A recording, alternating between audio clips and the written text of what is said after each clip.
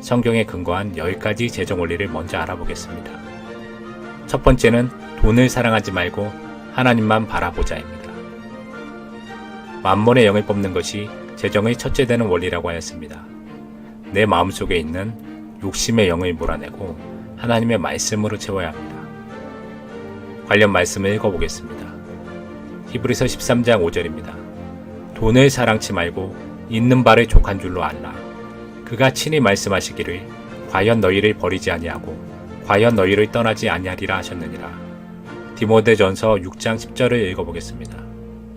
돈을 사랑함이 일만 악의 뿌리가 되나니 이것을 사모하는 자들이 미혹을 받아 믿음에서 떠나 많은 근심으로써 자기를 찔렀도다.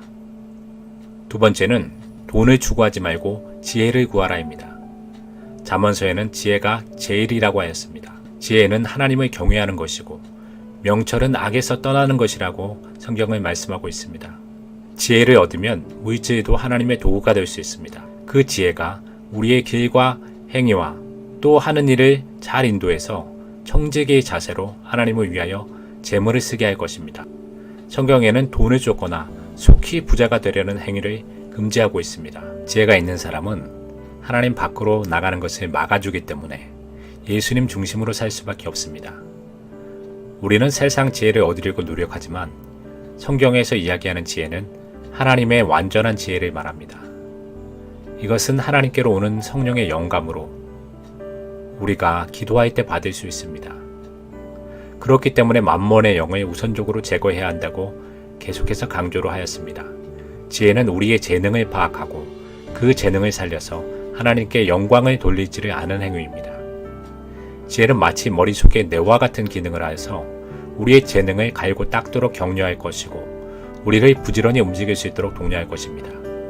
지혜를 얻으면 자신의 길이 보일 것이고 하나의 목표를 향하여 강하게 추진력을 발휘할 수 있습니다. 하나님께 지혜를 달라고 구해야 합니다. 솔로몬이 하나님께 지혜를 구한 이유도 자신의 아버지 다윗이 평소에 지혜의 중요성을 강조했을 것입니다. 돈은 상황에 따라서 조건에 따라서 없어질 수 있습니다. 욥과 같이 사탄의 회방으로도 그렇게 될 수 있습니다. 그렇기 때문에 사람은 돈에 의지해서는 안 됩니다. 에디슨은 자신의 실험실이 불에 타는 모습을 보았을 때 실망하지 않고 다시 실험을 할 수 있는 의지가 있었습니다. 지혜만 있다면 어떠한 상황에서 일어날 수 있습니다. 지혜는 우리의 영혼을 보호하기 때문에 지혜를 구해야 합니다. 말씀을 읽어보겠습니다. 잠언 22장 1절입니다. 많은 재물보다 명예를 택할 것이요 은이나 금보다 은총을 더욱 택할 것이니라.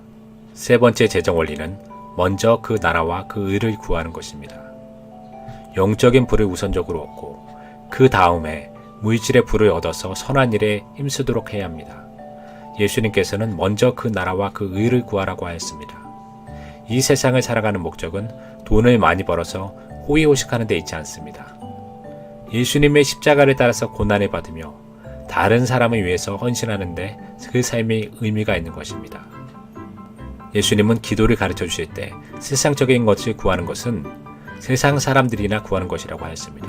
하나님의 자녀답게 예수님께서 말씀하신 대로 그 나라와 그 의를 먼저 구해야 합니다. 그러면 우리의 필요를 예수님께서 채우실 것입니다. 예수님께서는 우리의 영혼을 온 천하보다 귀하다고 하셨습니다. 천국 자녀답게 하나님의 것을 먼저 구해야 합니다. 그것이 지혜입니다. 또 예수님은 염려하지 말라고 하셨습니다. 아무 힘도 없는 우리가 문제를 끌어안고 고민해 본다고 하더라도 해답은 나오지 않습니다. 하지만 하나님께서 해결해 주시면 그 문제는 문제가 아닌 것입니다. 성경적 재정 원리는 다른 곳에 있는 것이 아니라 예수님이 우리의 가장이 된다는 사실을 알고 그분을 의지하여 하나님의 것을 우선적으로 구해야 하는 것입니다. 그럼 관련된 성경 한 구절 읽겠습니다. 마태복음 6장 33절입니다. 너희는 먼저 그의 나라와 그의 의를 구하라. 그리하면 이 모든 것을 너희에게 더하시리라. 네 번째 성경적 재정 원리는 선한 청지기가 될 것을 다짐하라입니다. 선한 청지기는 자신의 자산을 하나님의 것으로 인정해서 하나님의 영광과 이웃을 위하여 아낌없이 나눠주는 사람입니다. 어려운 이웃을 외면하면서 하나님께 복을 달라고 간청하는 것은 하나님의 뜻과 전혀 상관이 없습니다. 이 땅에서 호의호식하려고 태어난 것이 아닙니다. 예수님을 믿은 이유가 땅에서 잘 되기 위해서는 절대 아닙니다. 우리는 하나님의 자녀답게 살아가야 되는 것입니다. 어떤 일을 할 때 목적과 동기는 매우 중요합니다. 하나님의 일을 하기 위해서, 하나님께 무언가를 받아서 다른 사람에게 유익이 되기 위해서는 목적이 중요합니다. 우리는 선한 청지기가 될 것을 다짐해야 됩니다. 하나님을 속이려고 하지 말아야 됩니다. 하나님께서는 그 누구에게도 속임을 당하시지 않습니다. 선량한 청지기는 하나님의 사업이나 이웃의 어려움을 외면하지 않는 사람입니다. 이것은 우리의 본성과 거스리는 것이기 때문에 처음에는 어렵지만 하다 보면 하나님께서 기쁨을 주십니다. 그러면 성경 몇 구절 읽어보겠습니다. 누가복음 16장 11절입니다. 너희가 만일 불의한 재물에 충성치 아니하면 누가 참된 것으로 너희에게 맡기겠느냐. 베드로전서 4장 10절입니다. 각각 은사를 받은 대로 하나님의 각양 은혜를 맡은 선한 청지기같이 서로 봉사하라. 조금 더 말씀을 덧붙이겠습니다. 요셉은 선한 청지기의 대표적인 인물입니다. 그는 어느 자리에 있든지 늘 성실했으며 자신의 상사에게 충성했습니다. 그는 하나님께 늘 충성하였고 다른 사람들을 사랑하고 존중하였습니다. 특히 재물을 가지고 살리는 데 쓴 사람입니다.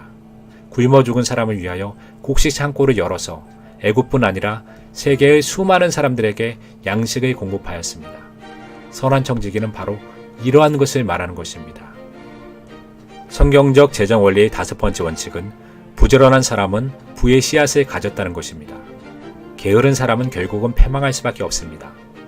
만약 자신이 게으르다고 생각하면 습관을 바꾸고 뼈를 깎는 노력으로 습관을 바꿔야 됩니다.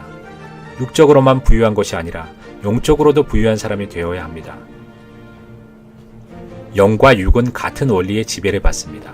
사실 타고난 재산이나 뛰어난 머리, 외모와 같은 선천적인 것은 초반에는 큰 힘을 발휘할 수 있지만 장기적인 관점에서는 부지런함, 성실, 인내와 같은 내면적인 것이 훨씬 중요합니다. 만약 자신이 부지런하다면 그 사람은 내면적인 부를 소유한 사람입니다. 부지런함이 자산이 되어야 합니다.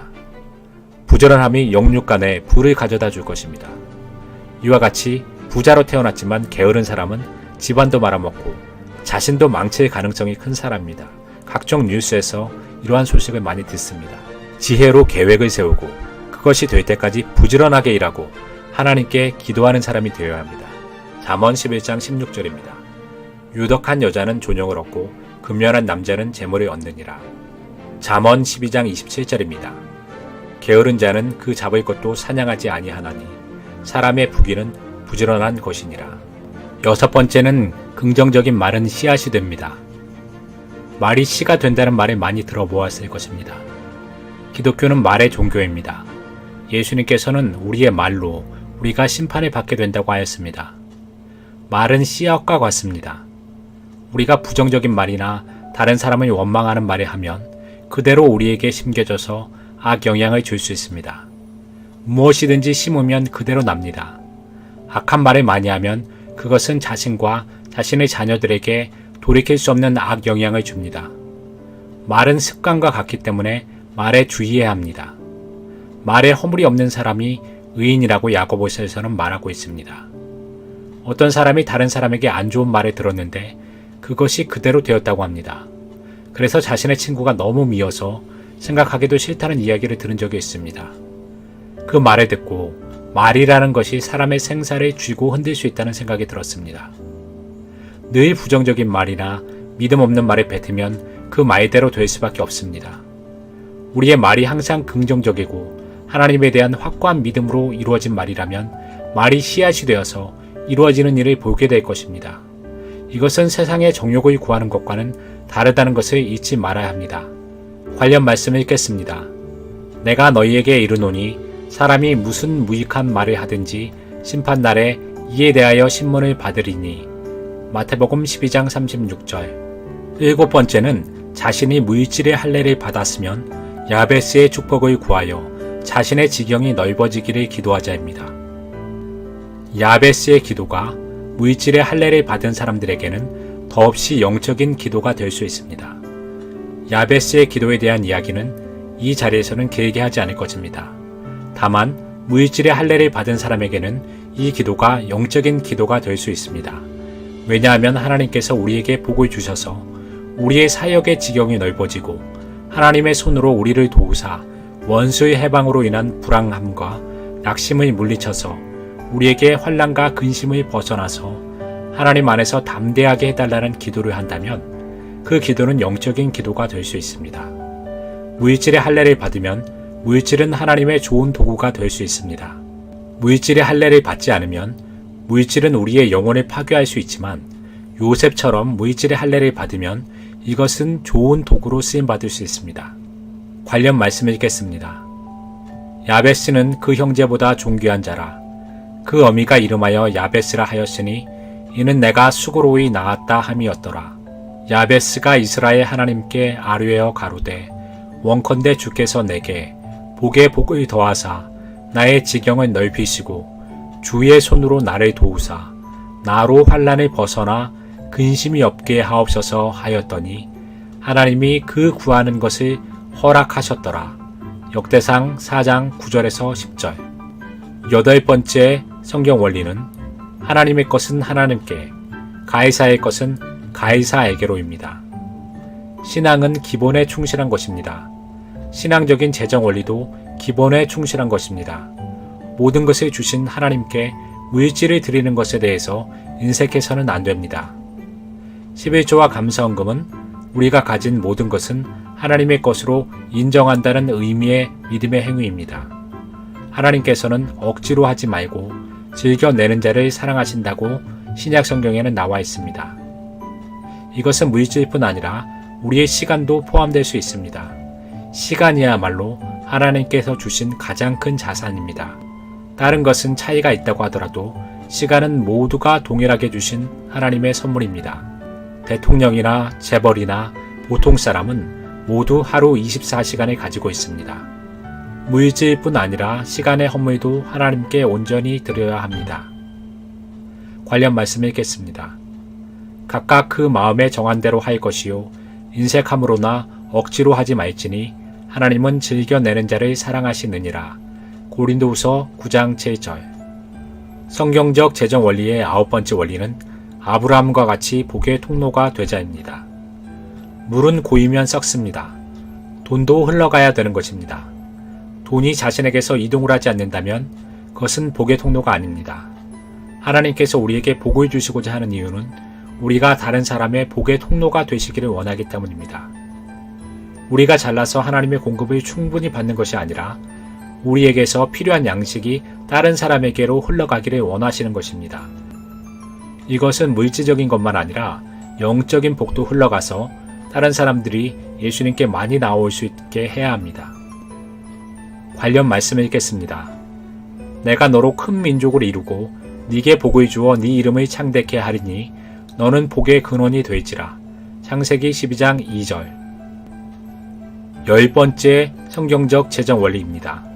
무일질의 부를 영적인 부로 바꿀 줄 아는 지혜로운 사람이 되자입니다. 선한 청지기가 되어서 무일질의 것을 하늘나라의 것으로 바꿀 줄 아는 지혜로운 사람이 되어야 합니다. 모세는 이 땅의 것을 하나님의 것과 맞바꾼 대표적인 인물입니다. 히브리서 11장을 보면은 그는 이 땅의 것을 하나님의 것과 바꾸는 것을 즐겨했고 하나님의 나라와 백성을 위하여 기꺼이 한 몸을 희생했다는데 그 사명이 큽니다. 우리는 우리의 시간, 정성, 물질 등을 하나님께 헌신해서 저 하늘나라에서 면류관을 받는 지혜로운 사람이 되어야 합니다.